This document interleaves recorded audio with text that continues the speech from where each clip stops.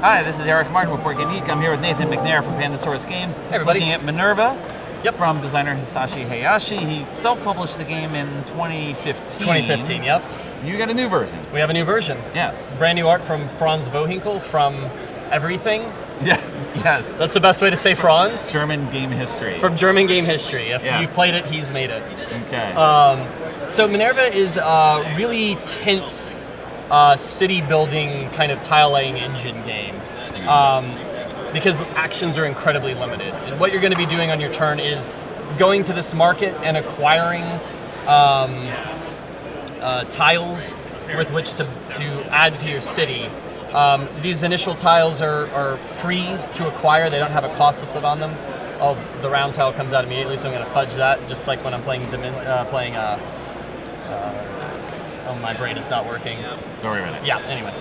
So it brings some extra tiles that you can see. Some of these have a cost to them to acquire that you have to spend.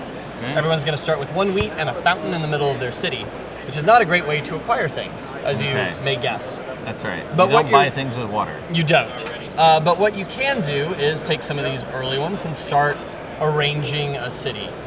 We'll kind of cheat this by skipping all of Eric's turns. Okay. Sure.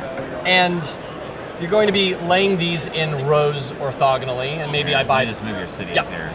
Maybe I'll buy this guy for my 1 wheat. He costs a wheat. Wheat's gone. I buy this. Okay. So you're going to be laying out a city in these rows. And on your turn, you can acquire something from the marketplace by paying the cost, putting it to your city, or you can activate by placing a residential building down. When you place a residential building, you're going to pick a primary direction and activate all the buildings in a row in order. Okay. And in this case, you're going to get the benefit listed on the bottom. So here I'm going to pick up some wood, some stone, any random good I want. So maybe I'd pick up a wheat, since I don't have any other way to get wheat. And then I'm going to get 1 ore. And then that's that. That would be my turn. Now I've got some goods that I can use to do stuff with. And now you're stopped over here. No. You can. I can later on place a residential building on this side and activate the same row going the other way. Right. But to your point, I've just ingeniously blocked myself from ever activating this row again. That's right. You can build this way and start building out here. Yeah, so the first time you play the game, you're going to very smartly build a really long row, and you're going to be like, this is the dumbest game ever, I've solved it. And after your second time activating that row, you're going to go, I'm the dumbest person ever, and I've done a terrible thing. It happens to all of us when you play the game. Yes. So it's a really tense game about sort of deciding, like, how good of one spend do I want? There are some ways at the end of a round to get some helpers, and the helpers will allow you to place onto the resident and activate that row one more time, but they get quite expensive as you've gotten more and more of them. You have to give up either glory or money, both of which are incredibly hard to come by and incredibly important for in-game scoring.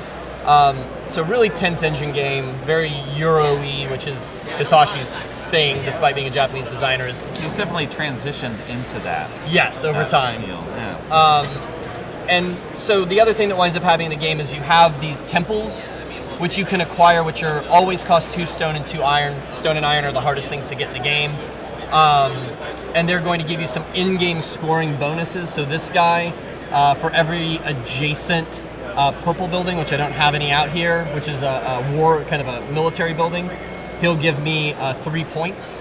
So you also, when you're arranging these, you want to take a look at these bonus tiles and make sure that you're laying your city out in a way that because the in-game scoring is what's going to ultimately win the game. Right. So real thinking. Everything else, though, is building the foundation. Yeah, exactly. So the entire game's tense choices. Do I want to build an engine to acquire goods, or do I want to build towards these in-game conditions? And the answer is both. And figuring out when to switch that engine at the right time over to in-game scoring. Amazing game. Hisashi, I guess, is what he does. It just makes really tense, stinky games with limited resources. I should mention these coins on the table. Yeah. I don't know if we should show these. We gotta do our Yeah. You can drop them. Just wanna. Oh yeah. That. They are in the deluxe version. They're in the deluxe version, as is this hollow foil box, which I don't know if the light picks up, but it's super cool. Okay. All right. Anything else? 1 to 4 players. There's a solo version. There's a solo version. Yep. Okay. So 1 to 4. 4 players. Have a bigger table than you think. This thing takes a lot of room when it gets going. Yes. Don't start playing on this size table. You will halfway through be very upset to stop playing. Okay. Good warning here. Yeah. Thank you, Nathan. Thanks, Eric. Here you go. Minerva.